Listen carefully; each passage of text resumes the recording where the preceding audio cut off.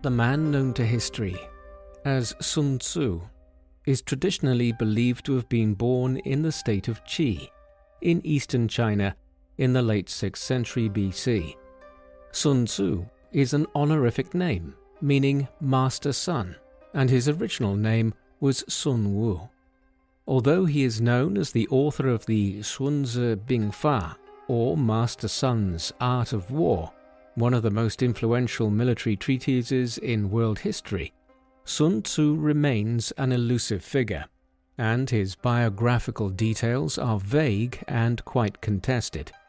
Based on the content of the Art of War, some historians believe that he actually lived no earlier than the 4th century BC. There are even scholars who believe that Sun Tzu was not a historical figure at all, and was instead invented by later generations of Chinese writers who wanted to show that the author of the Art of War was a successful military leader who was able to put his ideas into practice. What follows presents some of the main theories about who Sun Tzu was, and also what is contained in the famous text, which this elusive figure of ancient China is most keenly associated with: the Art of War. The earliest mention of Sun Tzu can be found in the Shiji, or Records of the Grand Historian, the monumental history of early imperial China written by Sima Qian, the Han Dynasty historian regarded as the father of Chinese history in the late 2nd century BC and early 1st century BC. The Shiji is largely comprised of biographical accounts of eminent Chinese figures, of which Sun Tzu was just one. In the Shiji, Sun Tzu's biography is paired with that of Wu Zi, or Master Wu, another military theorist known for writing a famous book on the art of warfare. On closer examination, the Shiji's biography of Sun Tzu contains only a single paragraph about the author of the Sun Tzu Bing Fa, with the remaining section covering episodes from the life of his descendant Sun Bin, a general and military strategist from the 4th century BC who was also known as Master Sun, and who too wrote a long-lost military treatise now known as Sun Bin's Art of War. This has led some scholars to believe that the two Master Suns are in fact the same person, and that Sun Bin was the author of the famous Art of War. Though the fragments of Sun Bin's Art of War, uncovered at the Yinshui Shan tombs in Shandong province in 1972, suggest that Sun Tzu and Sun Bin were different people who wrote different texts. A more extensive account of Sun Tzu's military career can be found in the Wu Yue Chun Qiu, or Spring and Autumn Annals of Wu and Yue, a historical chronicle of questionable reliability dating to the 1st century AD, attributed to the scholar Zhao Ye. Thus, we have two ancient Chinese accounts which purport to relate details of Sun Tzu's life, though both were nevertheless written centuries after the military tactician's alleged lifetime. While the Shiji claims that Sun Tzu was born in the state of Qi in modern-day Shandong province, the Wu Yue Chun Qiu states that he was native of the state of Wu, which occupied the Yangtze River Delta in eastern China around modern-day Shanghai. Both sources agree that his given name was Sun Wu, which rather appropriately means martial or military, while the familiar Sun Tzu would have been bestowed upon him by followers who admired his work. Neither source gives any details about his parentage or his year of birth, but the Shiji claims that he had already written the Art of War when he entered the service of King He Lu of Wu in or around 512 BC. If this is accurate, then Sun Tzu would have been born in the middle of the 6th century BC, during the late spring and autumn period of Chinese history. During the spring and autumn period, China was a patchwork of feudal states which paid homage to the king of Zhou at his capital in Luoyang in Henan province. The Zhou had gained control over the central plain of China in the 11th century BC after overthrowing its predecessor, the Shang dynasty, The kings of Zhou had their capital in Fenghao in Shanxi province until the 8th century BC, when they were driven out by the Quanrong barbarians from the west and northwest in 770 BC. The surviving members of the royal family relocated the capital to Luoyang, marking the beginning of the later or Eastern Zhou dynasty. The Eastern Zhou is further subdivided into the spring and autumn period between the 8th and 5th centuries BC, and the Warring States period between the 5th and 3rd centuries BC. The Eastern Zhou was characterized by weakened central authority and the emergence of de facto independent states that nominally acknowledged the sovereignty of the king of Luoyang. Many of these feudal states had been founded in the 11th century by Zhou princes and influential generals and statesmen who were granted dukedoms throughout the Central Plain in recognition for their contribution to the founding of the dynasty. Over several generations, these dukes established their own independent power bases and began to take less notice of the king, though they continued to consider the king of Zhou their nominal sovereign. By the time the Zhou court moved to Luoyang, the king's power had severely diminished, and he could do little to prevent his hundreds of vassals from fighting among each other to expand their own territories. Hence, China's history in ancient times is a tale of a relatively powerful polity emerging as early as the 2nd millennium BC in the shape of the Kingdom of Zhou, but then followed by a period of royal decline and political fragmentation, before a new imperial power would eventually emerge and unite China under Qin rule. All of this ensured that China was dominated by warfare and conflict for many centuries, and Sun Tzu apparently lived in the midst of this. Surely it was this instability that led figures like him in ancient China to consider the art of war and how conflicts should be won and lost. In order to understand the background to Sun Tzu's alleged government service and how he was immersed in the high politics of late 6th century BC China, we need to understand some of the political intrigue and machinations of the time. During the spring and autumn period, and despite the broad political fragmentation of China at the time, the Zhou kings still retained considerable moral and spiritual authority over the central plain of China. For this reason, a series of powerful rulers who achieved leadership status among the feudal states, either by war or diplomacy, were granted the title Ba or Protector by the Zhou king, though the term is usually translated into English as hegemon. While several ancient sources, including the Shiji, refer to the 5 hegemons, no 2 sources share the same list of 5. The earlier hegemons were from dukedoms within the Yellow River Valley who swore allegiance to the Zhou, including Duke Huan of Qi in the east in the middle of the 7th century BC, and Duke Wen of Jin in the north in the 630s BC. By the beginning of the 6th century BC, political entities from outside the Yellow River Basin began to challenge the Zhou feudal system. The first of these was the state of Chu, south of the Yangtze River, whose rulers began calling themselves kings at the beginning of the 7th century BC as a challenge to the Zhou. Over the next decades, these different powers, the Zhou, Chu, Wu, Jin, and others, would continue to intrigue and make war on one another. If Sima Qian's account is true, then this is around the time that Sun Tzu was born and grew up. His experiences were ones of war and political chaos. It would only become more chaotic in the years ahead, and soon Sun Tzu would be personally involved. In the spring of 514 BC, forces of the Kingdom of Wu invaded Chu in an attempt to take advantage of the death of the ruler there, King Ping, the previous winter. The Wu armies were commanded by Prince Gai Yu and Zhu Yong, both of whom were brothers of King Liao.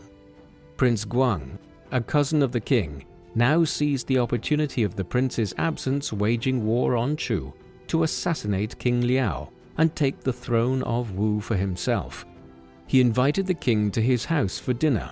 where, despite the presence of the royal guards, the assassin managed to stab the king with a dagger that had been hidden inside a grilled fish, his favorite dish. King Liao died instantly, and Prince Guang led a body of armed men to overpower the late king's bodyguards. Prince Guang duly established himself as King He Lu of Wu.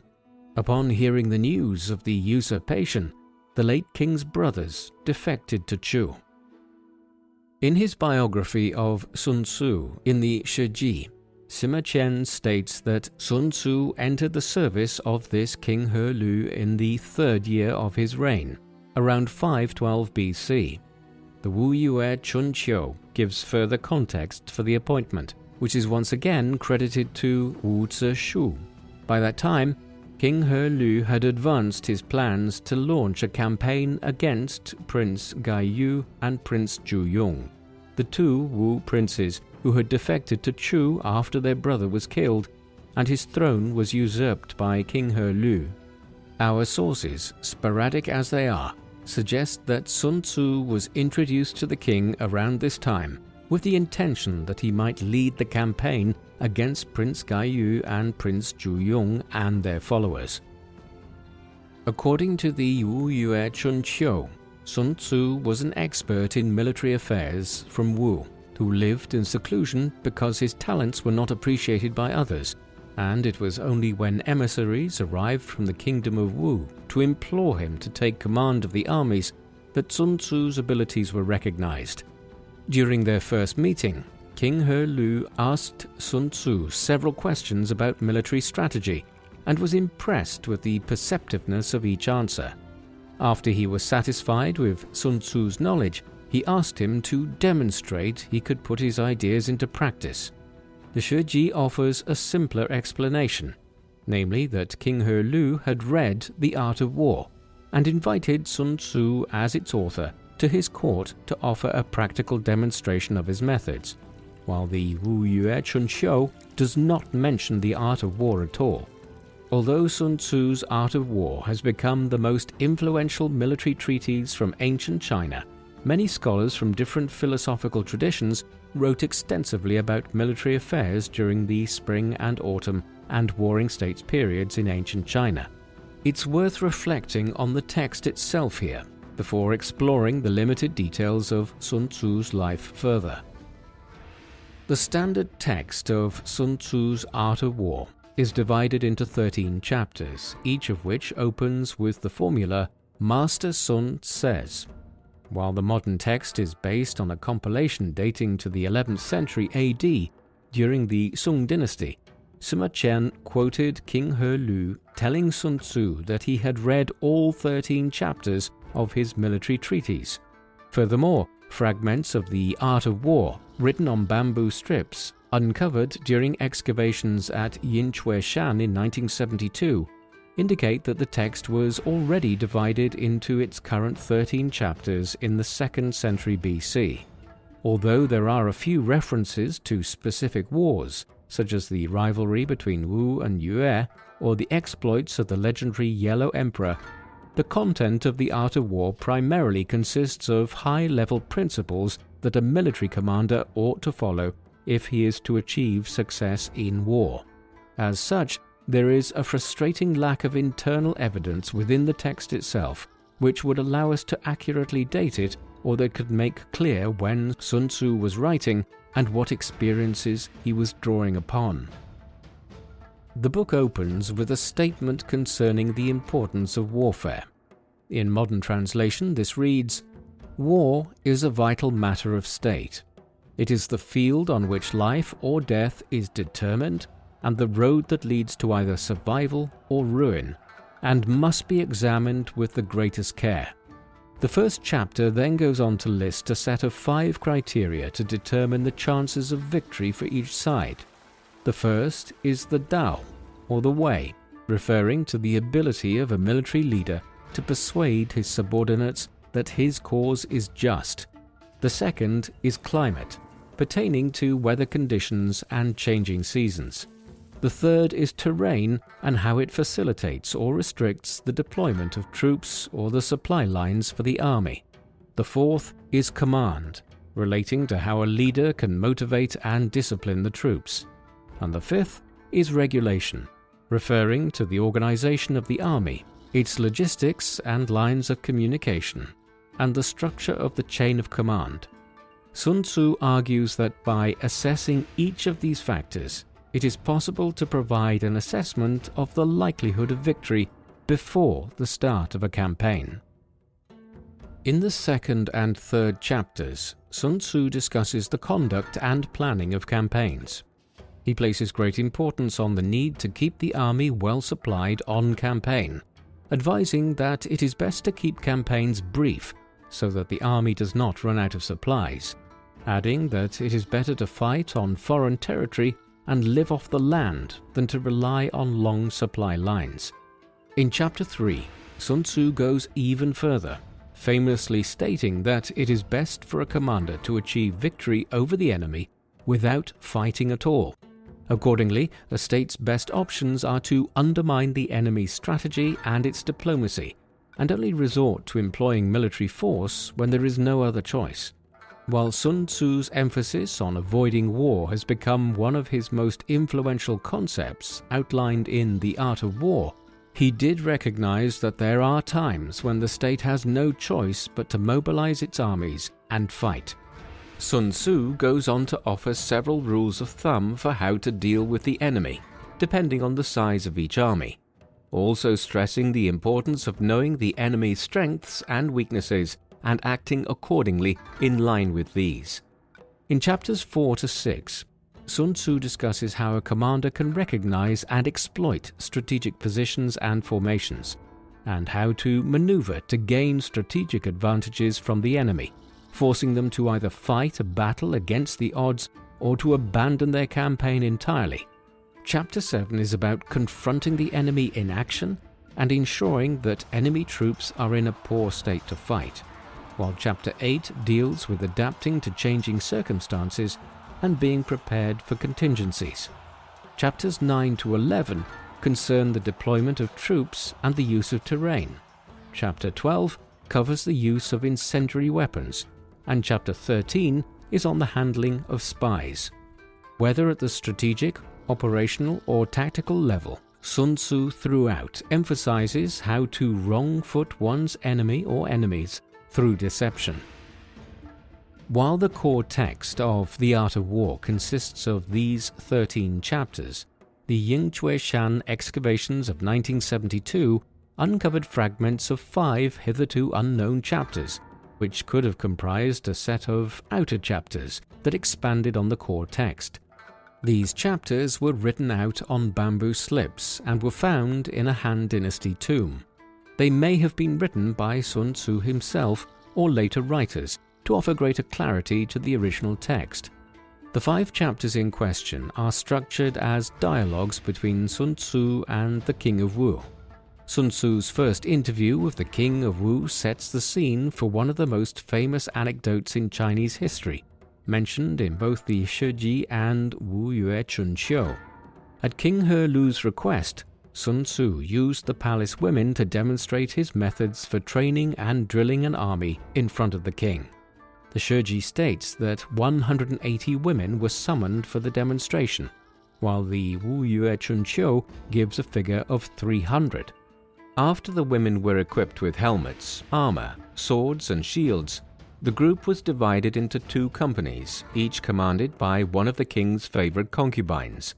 Sun Tzu began by beating the drum signals for advance, right turn, left turn, and retreat, repeating the demonstration several times to ensure that the instructions were understood. However, when Sun Tzu beat the signal for right turn, the women collapsed into laughter. Recognizing that his instructions may not have been clear enough, Sun Tzu clarified them and once again repeated them several times. When he beat the signal for left turn, the women still responded with hysterical laughter. The infuriated general then explained that while the failure to follow orders on the first occasion may have been down to the general's commands, now that the orders were clear, it was the soldiers and officers who were at fault. Sun Tzu then gave orders to execute the 2 company leaders. An alarmed King He Lu, who was watching proceedings from a terrace, climbed down and begged Sun Tzu not to carry out the execution, telling him that if the two women were killed, he would be so distraught that his food would become tasteless. Sun Tzu told the king that he had been appointed general, and while leading an army on campaign, the general had full military authority and was not bound to follow the king's orders on military matters. The two women were duly executed and replaced as company commanders by two others. When Sun Tzu beat the drum on this occasion, the women executed their orders to perfection, without turning their heads or making any sounds, marching left and right, advancing and retreating in perfect order. Sun Tzu invited the king to inspect the army, informing him that it was now ready for war and could march through fire and water on his commands. The grieving king replied that he had no interest in inspecting the troops and advised Sun Tzu to retire to his quarters. At this, the general admonished the king for only praising military strategies on paper, but being unwilling to put them into practice. The story was intended to show how Sun Tzu's precepts needed to be put into practice fully, not just viewed as theories, even when the implications were brutal.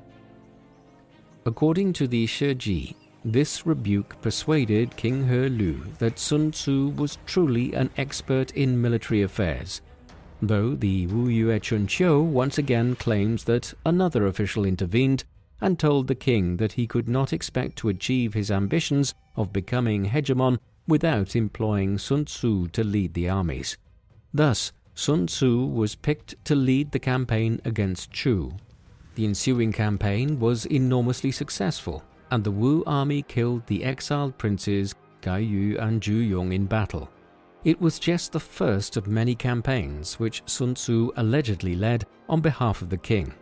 In 511 BC, he led another invasion of Chu and conquered two cities.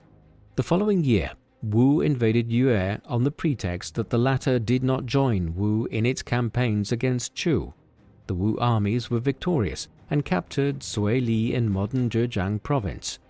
In 509 BC, King Zhao of Chu sent an army under his prime minister Zhichang to attack Wu, prompting He Lu to send Sun Tzu to counterattack and besiege Yuzhang, modern-day Nanchang in Jiangxi province, with orders to advance on the Chu capital at Ying. While the Wu army successfully captured Yuzhang, the Wu commanders once again stopped short of attacking the Chu capital. 3 years later, in 506 BC, He Lu once again suggested a campaign targeting the Chu capital and asked Sun Tzu for advice.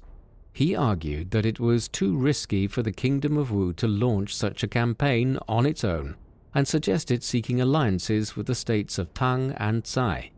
After the alliance was formed, the coalition army assembled at Yuzhang and defeated Zhichang in 3 battles on the eastern bank of the Han River. In late 506 BC, the opposing armies met once again at the Battle of Boju. The king's brother, Prince Fu Gai, proposed attacking the enemy straight away, arguing that Zhichang was a poor leader and his soldiers would not be willing to fight hard for him.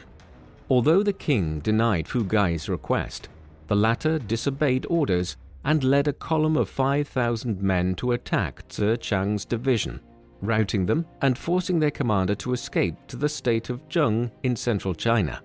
The Wu army took advantage of the chaos in the Chu camp to launch a pursuit, surprising the Chu army while they were eating. The Wu army went on to win another battle at Yongxi near the city of Jingshan in Hubei province, opening the road to Ying. By the time the Wu armies reached the city, King Zhao of Chu had already fled from his capital. In the aftermath of the clash, the Wu commanders, including Sun Tzu, also carried away the wives of the senior Chu generals as a further humiliation. Wu's victory over Chu in the Boju campaign helped King He Lu establish himself as the unofficial hegemon over the states of the Central Plain. However, the desecration of King Ping's tomb during the campaign prompted a Chu official named Shun Baoshu to request an alliance from the powerful state of Qin in the west to attack Wu. Despite some initial reservations, the ruler of Qin agreed to the alliance, as Qin foreign policy looked to Chu as a counterweight against Jin, its rival in northern China. In 505 BC, while Qin was preparing to send an army to invade Wu, the king of Yue took advantage of the fact that most of the Wu army was occupying Chu and launched a surprise attack. Not long after, Qin forces joined up with the Chu army and defeated Fu Gai in battle, compelling him to return to Wu. The Qin then attacked He Lu's main army, while a Chu detachment conquered Wu's ally, the state of Tang. A couple of months later, with King He Lu still fighting the Qin and Chu armies, Fu Gai usurped the throne and proclaimed himself the king. He Lu was compelled to return to Gusu and retake the throne, forcing Fu Gai to seek refuge with Chu. Although Sun Tzu and his fellow commanders remained in Chu and managed to defeat the Chu army, they were defeated in turn by the Qin. After discussing the issue among themselves, the Wu commanders decided to abandon the campaign and return home, enabling the king of Chu to return to his capital. The kingdom of Wu appears to have recovered quickly following the defeat to Qin. 2 years later, a Wu army commanded by Prince Fu Chai, He Lu's son and heir, invaded Chu and once again occupied Ying, forcing King Zhao to flee his capital once again. Fu Chai's victory enabled He Lu to maintain his hegemony for the remainder of his reign. In 496 BC, King He Lu invaded Yue, but was mortally wounded during the campaign and was succeeded by Fu Chai. The following year, Fu Chai conquered Yue and made King Goujian of Yue his prisoner. Fu Chai's success sowed the seeds of his undoing, as Goujian pretended to declare his allegiance to Fu Chai and won his trust, enabling him to return home to Yue after 3 years in captivity. In the meantime, Yue paid the Wu general Bo Pi a large bribe, and the latter advised his king to end his campaign against Yue and turn his attention north towards the state of Qi. Neither the Shiji nor the Wu Yue Chunqiu mentioned Sun Tzu during King Fu Chai's reign, although a brief remark in Sun Tzu's biography in the Shiji credits him with the strategies that led to the victories over Qi and Jin, without indicating that he was present in those campaigns. The author of the famous The Art of War, therefore, disappears from history without a trace at the end of King He Lu's reign. Despite Sima Qian's reference to Sun Tzu's contributions to the strategy that led to Fu Chai's short-lived hegemony, the implication is that Wu would not have fallen to Yue had Sun Tzu still been around. Since Sun Tzu is commonly mentioned alongside Wu Zishu in both the Wu Yue Chunqiu and Shiji, it is possible that he was either purged alongside his colleague, or he left the Wu court and retreated back into obscurity in protest at Fu Chai's tendency to listen to bad advisors and execute good advisors. In any case, the sources are silent about how and when Sun Tzu died. The biographical details of Sun Tzu from the Shiji and the Wu Yue Chunqiu are regrettably brief, but this is the best picture available of Sun Tzu from the earliest Chinese sources. He was either born in Qi or Wu around the mid-6th century BC. He was invited to the Wu court in around 512 BC, either on the recommendation of Wu Zishu or because the ambitious King He Lu had been impressed by his military treaties. After demonstrating the effectiveness of his disciplinary methods with the palace women, Sun Tzu entered He Lu's service. During the spring and autumn period, there were no specific military ranks, and high officials often served concurrently in civil and military roles, so Sun Tzu's role in King He Lu's establishment is unclear. Sima Qian states that he served as Jiang, a term that means general or commander, rather than military advisor or strategist, but such appointments were not permanent and typically held for a single campaign or war. His presence on the field of battle is implied in several of He Lu's campaigns against Chu, in particular the Boju campaign and the occupation of Ying in 506 BC. While the methods of training and organization that Sun Tzu introduced to the Wu army may have contributed to Wu's continued military success in the early part of Fu Chai's reign, Sun Tzu himself appears to have left the scene by this point. The details of Sun Tzu's life are frustratingly unclear in places, but there is no doubt that the art of war reflected the experiences of a veteran commander of the kind which Sun Tzu appears to have become in service to the kingdom of Wu during these events between 512 BC and 506 BC. Every stage of leadership and warcraft is laid out in a text which, in most modern editions, comes in at about 10,000 words. For instance, Sun Tzu recognized that preparation was the key to victory in all instances. He who managed the terrain best, prepared his forces well, and ensured that everything was meticulously prepared for, would always stand the best chance of victory. The varied landscape of China that Sun Tzu would have campaigned through in service to the kingdom of Wu is reflected in his discussion of the different types of terrain. Equally, the tortuous politics of the warring Chinese kingdoms and states in the 6th and 5th centuries BC is reflected in his perennial statements about the necessity of gathering lots of intelligence and maintaining a corps of spies to do so. The art of war is a product of its time, yet Sun Tzu left the text vague and unspecific enough that its precepts could be applied widely, not just to ancient China, but any state or region, and not just to warfare, but to any sphere of activity which requires shrewd leadership and careful planning in order to achieve victory. The patchy details about Sun Tzu's life have inspired a scholarly debate about whether the Sun Tzu of the Shiji and the Wu Yue Chunqiu was a real historical figure or a person invented by later generations, as both the author of The Art of War and one of the contributors to the Kingdom of Wu's ascendancy in the late Warring States period.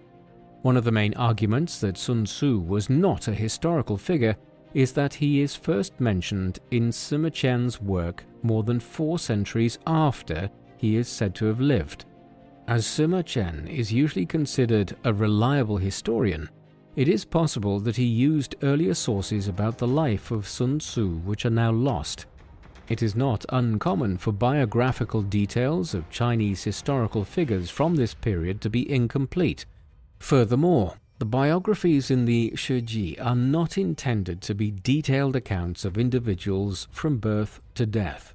Sima Qian instead chose a few episodes from an individual's life to illustrate their character and moral values, although it is unlikely that Sima Qian would have only chosen a single anecdote from Sun Tzu's life if others were available. Interpretations of Sun Tzu's biographical details are further complicated by the actions of some ancient Chinese rulers. For instance, in 213 BC, Qin Shi Huang, the first emperor of China, infamously ordered the destruction of many classic Chinese texts that challenged the legalist doctrines he was trying to introduce at the time across China. While copies of The Art of War were retained by the Imperial Library, these were destroyed when the rebel leader Xiang Yu sacked the Qing capital of Xianyang in 208 BC, following the first emperor's death. These developments were deeply lamented by Sima Qian and undermined his efforts to write a comprehensive history.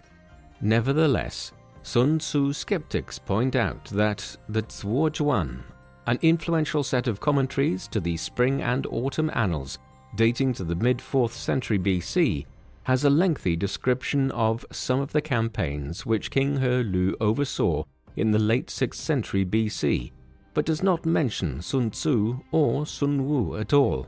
Another common argument deployed against Sima Qian's Sun Wu or Sun Tzu is that the text of The Art of War refers to several developments in military organization and technology, that did not take place until the Warring States era.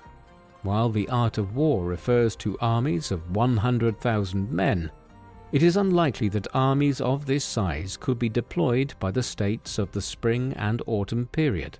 For these reasons, the American general Samuel B. Griffith, who translated Sun Tzu's The Art of War in 1963, rejected Sima Qian's depiction of Sun Wu or Sun Tzu and argued that the text dates from the 4th century BC. The American historian Mark Edward Lewis suggests in the Cambridge History of Ancient China that the biography of Sun Tzu that appears in the Shiji, namely the anecdote about training the palace women, is a parable that underlines the essential principles of military command in Chinese warfare, and that the identity of any single individual historical figure behind the writing of The Art of War is, quote, lost beyond recovery. This is not to say that Sima Qian's Sun Tzu was invented out of thin air, as the bamboo strips at the Yinshui Shan tombs indicate that a tradition associated Sun Tzu with the kingdom of Wu existed prior to Sima Qian, although the 5 dialogues with the king of Wu refer to the collapse of Jin, 100 years after Sima Qian's chronology. It may be possible to consider the Sun Tzu of the Shiji and the Wu Yue Chunqiu as a composite figure based on the lives of other documented historical figures.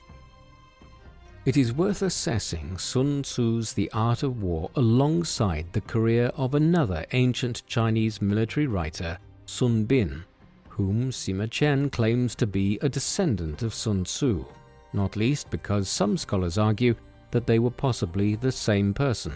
While Sun Bin's life is better documented, there are still several gaps in his biography. He was born in the 4th century BC in the middle of the Warring States period, and came from an old aristocratic family in the state of Qi, which Sima Qian also claims as Sun Tzu's native state. His birth name is unknown, and he acquired the nickname Bin to describe a physical deformity that was inflicted on him later in life. As a young man, Sun Bin studied with the Taoist sage Gui Guzi and was recognized as an outstanding student. He was given no such recognition by the authorities in his native Qi state, and he was compelled to seek employment at the rival state of Wei, one of the 3 states that emerged after the collapse of Jin in 403 BC. Following his arrival in Wei, Sun Bin had an interview with the Wei commander Pang Juan, who had studied alongside him. When Pang Juan quickly realized that the new arrival's knowledge of military strategy was far superior to his own and was afraid that he might be replaced as commander of the Wei army, he falsely implicated him in a crime which resulted in Sun Bin having his kneecaps removed, permanently crippling him. After seeking assistance from a Qi diplomat who recognized his military genius, Sun Bin managed to escape captivity and return to Qi. After returning to his homeland, Sun Bin was presented at court and won the admiration of both King Wei and his general Tianzhi. The king offered Sun Bin the supreme command, but the latter declined due to his disability and was instead appointed military advisor and deputy commander to Tianzhi. In 354 BC, a Wei army led by Pang Juan attacked the state of Zhao and laid siege to its capital of Handan. Zhao was Qi's ally, but rather than march to Handan to relieve the siege, Sun Bin proposed an invasion of Wei to rescue Zhao, which may have been part of a cynical move to exhaust both parties to prevent them from reuniting the former Jin territories. Although the Qi forces were outnumbered, Sun Bin divided his army into 3 detachments. He sent the first into the midst of the enemy troops, where they were promptly massacred. Having given Pang Juan the impression that he had no clue what he was doing, Sun Bin sent a detachment of light troops to the important Wei city of Daliang. An overconfident Pang Juan left his heavy infantry behind at Handan and hurried to deal with the threat, stringing out his army in the process. With the 3rd detachment, Sun Bin established a fortified position at Guiling on the road between Handan and Dalian. When Pang Juan blundered into the trap, the Qi army sallied out and routed the enemy, capturing the Wei commander in the process. Pang Juan was eventually allowed to return to Wei and resume command of the army, and in 341 BC he invaded the small state of Han in central China. In response to Han's pleas for aid, Qi adopted the same strategy as the Guiling campaign, and Sun Bin and Tianjie marched on Dalian. According to Sima Qian, Sun Bin gave the impression that the Qi army was falling apart by ordering the men to light 100,000 campfires on the first night, 50,000 on the second night, and 30,000 on the third. Pang Juan repeated his mistake of 13 years earlier and hurried from Han to confront the Qi force. Sun Bin laid an ambush at the narrow valley of Ma Ling, where he expected Pang Juan to arrive at dusk.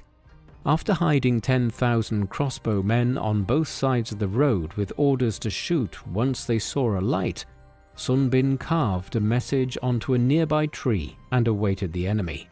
As Sun Bin had predicted, Pang Juan arrived as darkness fell and noticed strange markings on the tree trunk. He lit a torch to take a closer look, and while he read the words, "Pang Juan will die under this tree," 10,000 crossbow bolts flew towards him. Although he somehow survived the initial barrage, Pang Juan saw he was completely surrounded and cut his throat to avoid falling into captivity again. Sun Bin's and Tianjie's victories enabled Qi to become the leading power in eastern China, but the weakening of Zhao, Wei, and Han strengthened Qin in the west, eventually leading to the Qin conquest and unification of China in the late 3rd century BC. Like his reputed ancestor Sun Tzu, Sun Bin was known in antiquity for writing a military treatise called The Art of War, which ran to 89 chapters. While Sun Bin departs from the historical record after the Battle of Ma Ling, the fragments of Sun Bin's Art of War uncovered in 1972 refer to battles fought by Qi armies at the end of the 4th century BC, implying he may have lived up to 40 years after his triumph at Ma Ling. Both his text and that of Sun Tzu are clearly part of the same tradition of military thought, placing emphasis on identifying and exploiting the enemy's weaknesses, using deception and espionage to undermine the enemy on and off the battlefield, and achieving quick victories on campaign. Compared to Sun Tzu, Sun Bin is much better documented as a historical figure, and there has been a debate about whether Sun Bin was even responsible for writing the 13-chapter Art of War attributed to Sun Tzu. The rediscovery of part of the Sun Bin Art of War at Yinchui Shan undermines this theory, and the Canadian sinologist Roger Ames notes that ancient Chinese authors distinguish between two Master Suns, and that the two military treatises by Sun Tzu and Sun Bin were different texts. Despite this, the ancient military historian Chris Pearce speculates that Sun Bin could have written the Sun Tzu Bing Fa, outlining the general principles of war, attributing it to a mythical ancestor who came from Qi but served Wu, before writing the lengthier treatise that bears his name as a more practical guide based on his own experiences on campaign. Although both treatises are part of the same cultural format and come from the same milieu of ancient China, a comparison between the two arts of war uncovers important differences that suggest they were written at different times by different people. One major difference is that while Sun Tzu's Art of War advises against besieging walled cities, Sun Bin considers siege warfare a more legitimate method of waging war and gives advice on how to conduct siege operations. This would seem to indicate that Sun Tzu was writing during an earlier period in history when chariots dominated the battlefield, while by the time of Sun Bin, the development of military technology meant that it was easier for armies to successfully besiege and plunder cities.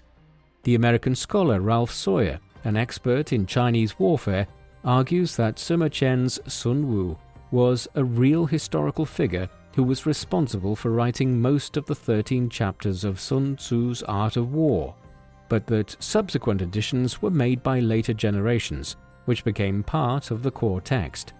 Roger Ames holds a similar view, but argues that Sun Tzu's teachings might have been passed orally to his followers and descendants, including Sun Bin, who then compiled the text and added their own commentaries. Sun Bin's Art of War may have initially been part of this corpus, before being regarded as an independent text, given Sun Bin's own subsequent reputation as a talented military strategist. While it is unlikely that there will ever be a satisfactory or conclusive answer to the question of the authorship of The Art of War, and just exactly who its author was and how he came to know so much about the nature of military leadership, the influence of the text is undeniable. According to ancient Chinese scholar Roger Ames, several Chinese classics from the 3rd century BC display an intimate knowledge of Sun Tzu's writings. By that time, the study of warfare had become especially important among Chinese scholars and officials serving the 7 major warring states, which were fighting each other for dominance of the Central Plain in the decades prior to the Qin dynasty's rise to imperial power. The eminent legalist scholar of that time, Han Fei, who lived during the mid-3rd century BC, wrote, "Everyone in the realm discusses military affairs, and every family keeps a copy of the Wu Tzu and the Sun Tzu." According to the traditional histories, the first emperor of China, Qin Shi Huang, relied on the art of war when planning his conquest of the warring states. The Shiji's descriptions of the Qin conquests regularly mention battles and campaigns in which Qin armies only managed to achieve victory after prolonged stalemates by sending agents into the enemy capital and undermining the enemy command structure in ways which Sun Tzu had recommended. In spite of his great influence, Sun Tzu's ideas did not fit neatly into the major Chinese philosophical traditions and had many critics.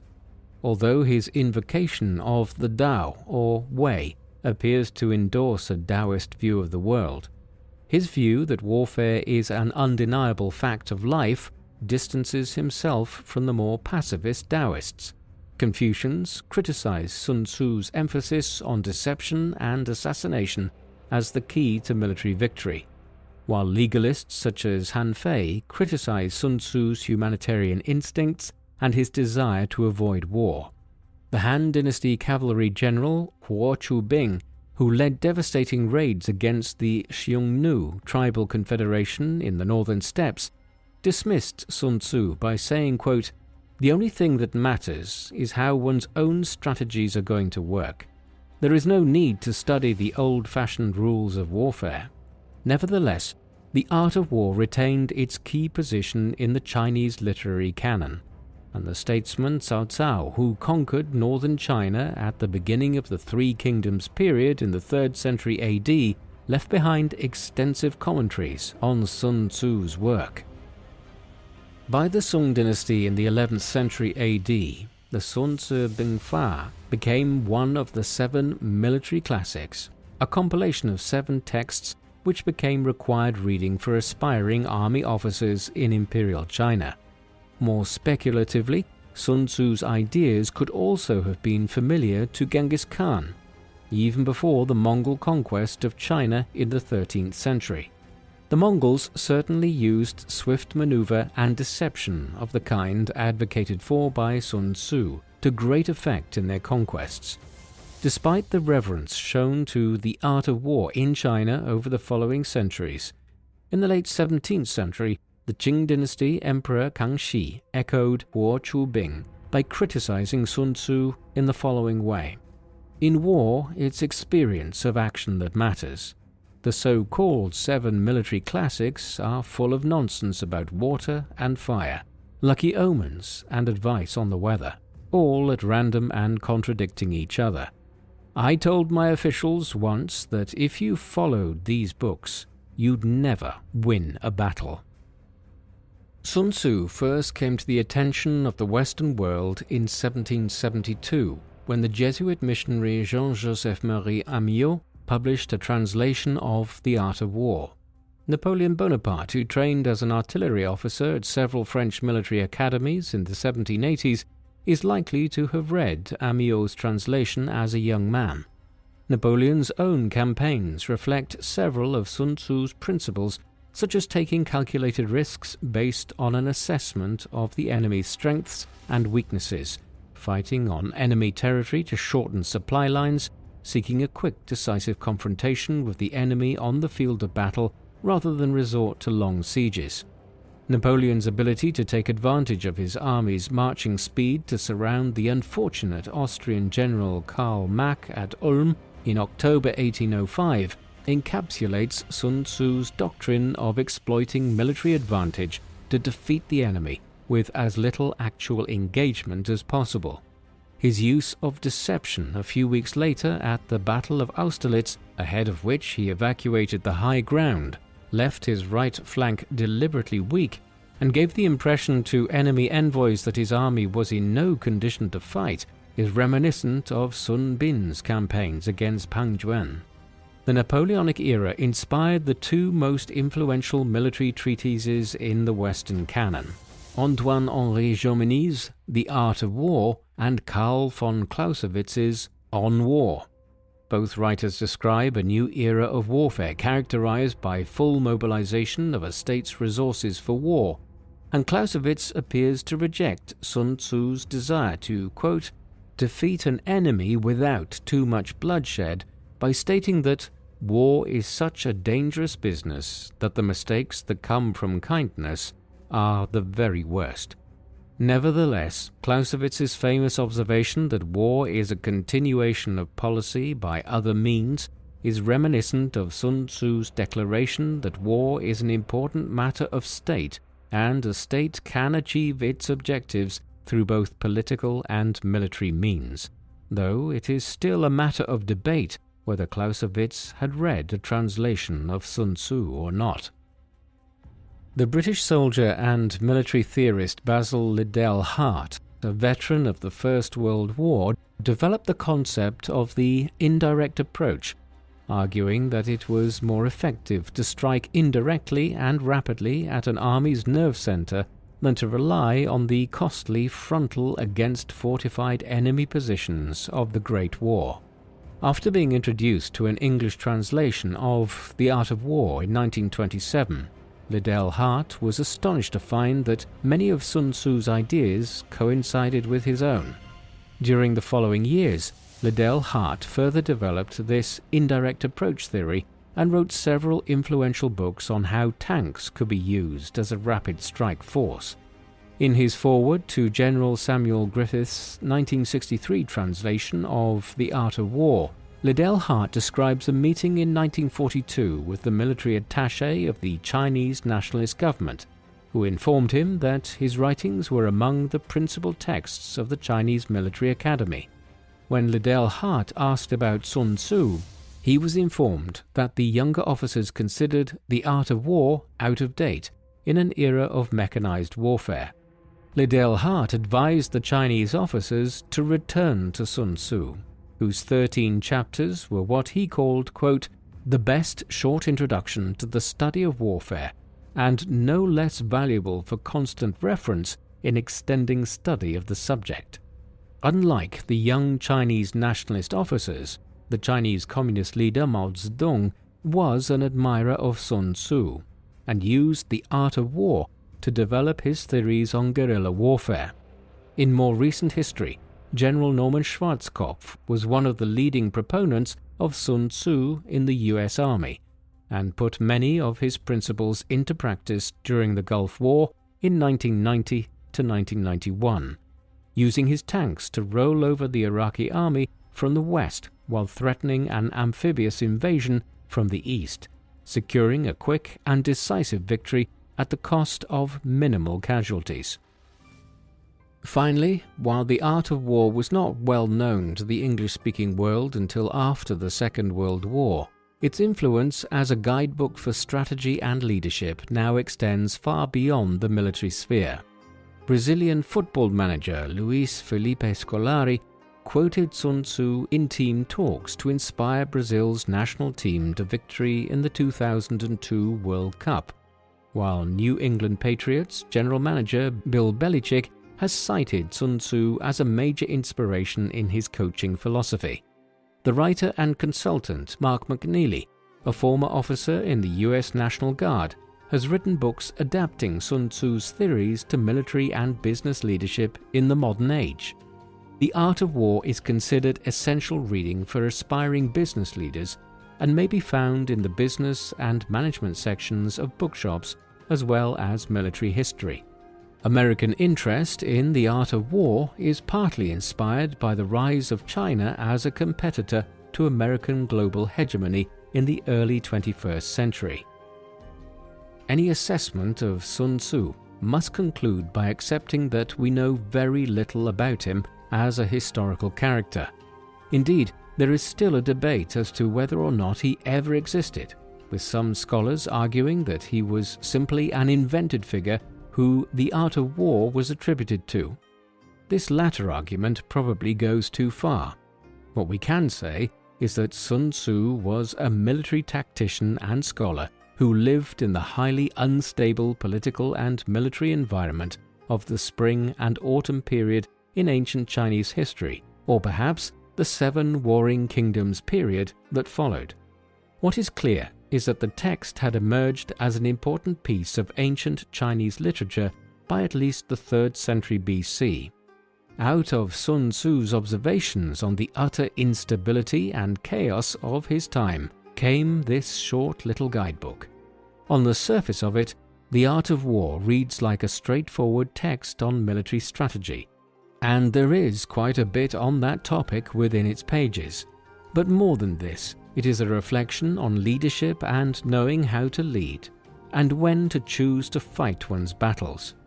It is this latter feature that has made it a timeless text, one which is cherished as much by business leaders today as it is by military generals.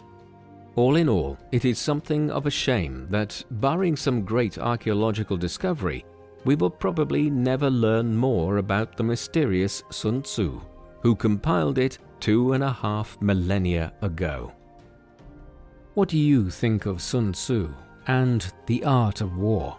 Does the identity of the historical figure behind the art of war even matter, or should we focus more on the ideas and principles contained within its 13 chapters?